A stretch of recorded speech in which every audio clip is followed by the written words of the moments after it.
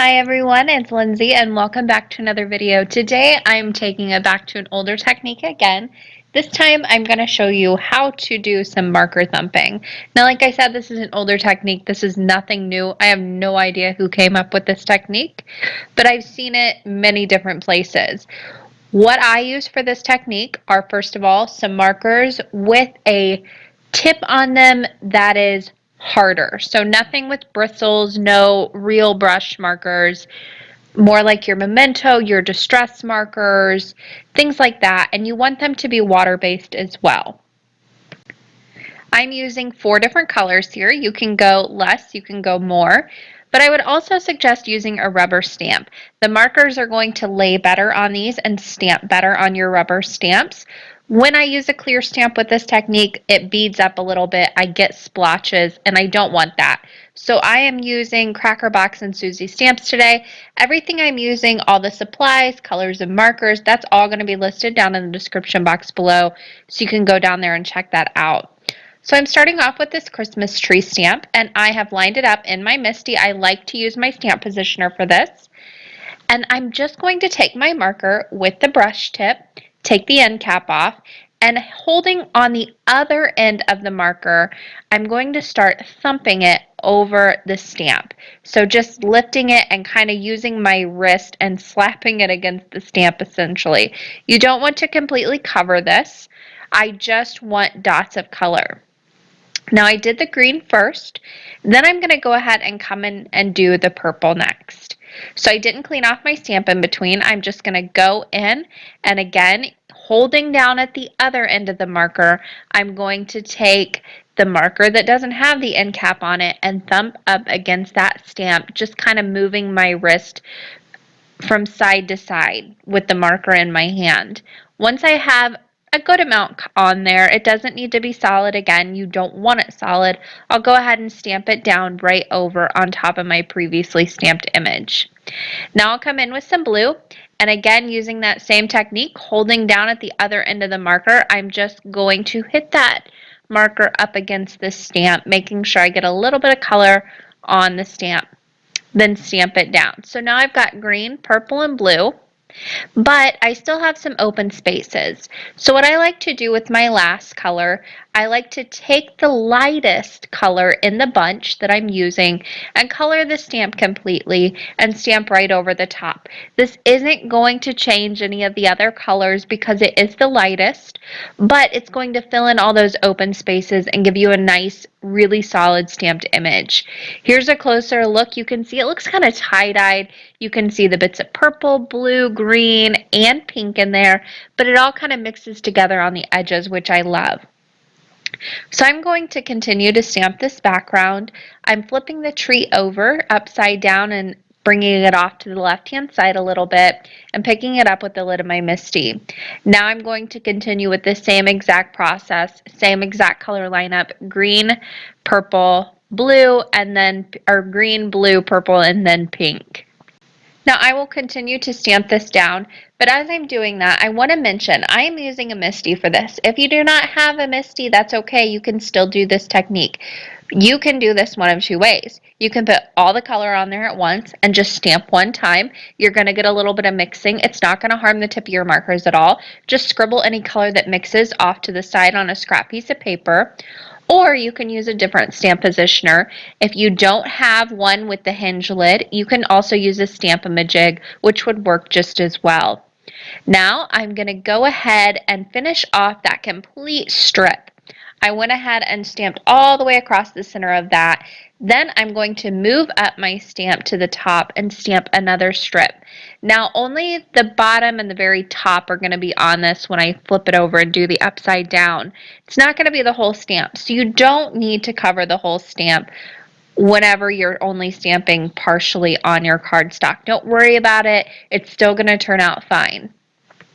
Then you're not wasting a bunch of ink from your markers, and you're also saving quite a bit of time just by not worrying about it.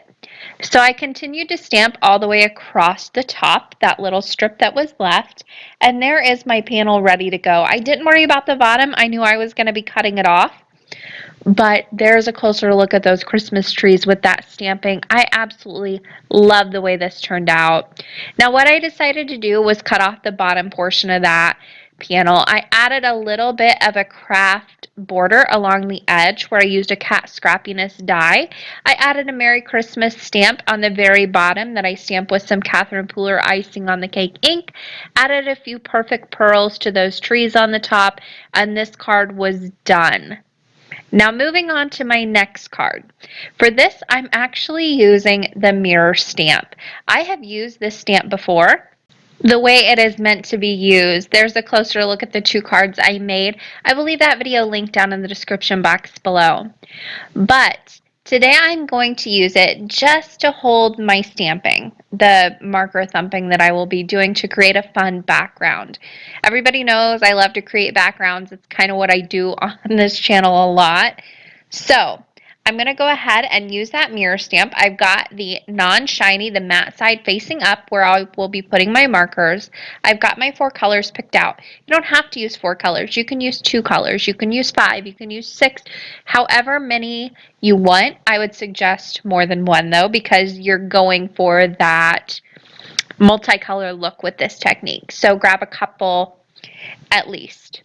Now I'm going to go ahead and start off with my first color. I'm using this purple, and I'm just holding down at the other end of the marker where the other end cap is and lightly tapping it against that stamp.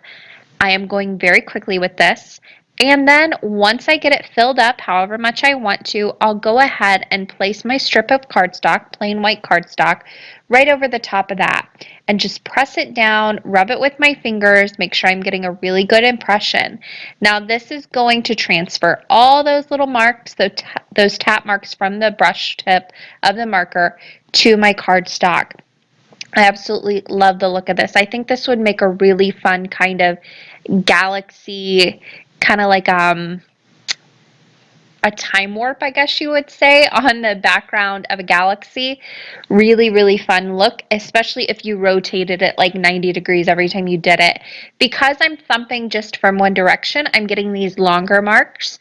But if you turn it, you're going to get the marks going different directions. So you can play around with the orientation of the stamp, how you're thumping the marker. You can even kind of hold it from the top and just press down lightly and make tiny little dots with it.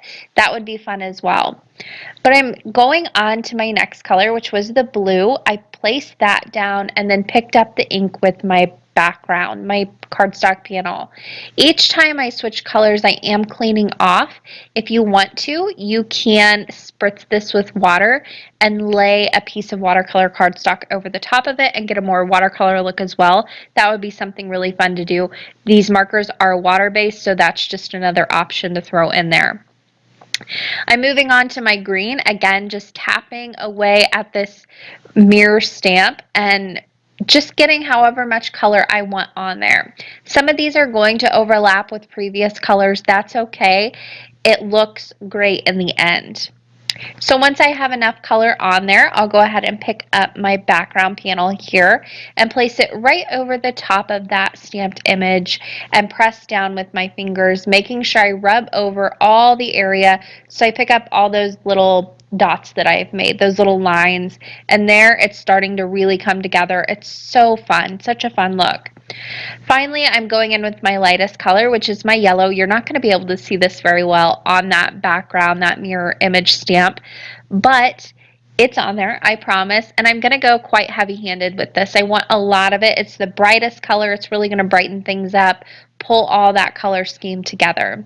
So I'll continue to tap away at this for a little bit until I feel like I have enough on there. Also, you can see with this technique, I am just using the mirror stamp on my work surface. I didn't bother putting this in my MISTI or anything like that. I'm just using it as is on my back or on my work surface. No extra tools needed for this one. So I'll go ahead and place that down, rub all over the background, make sure I'm picking up all that ink that's on there. Then once I feel like I've pressed it enough, I can peel it up, and there is that fun background ready to go on my card. I absolutely love this one. This one's probably my favorite. It's such a fun and textured background, and it took hardly any time or work at all. So all the stamps I'm using on this card are from Cracker Box and Susie Stamps as well.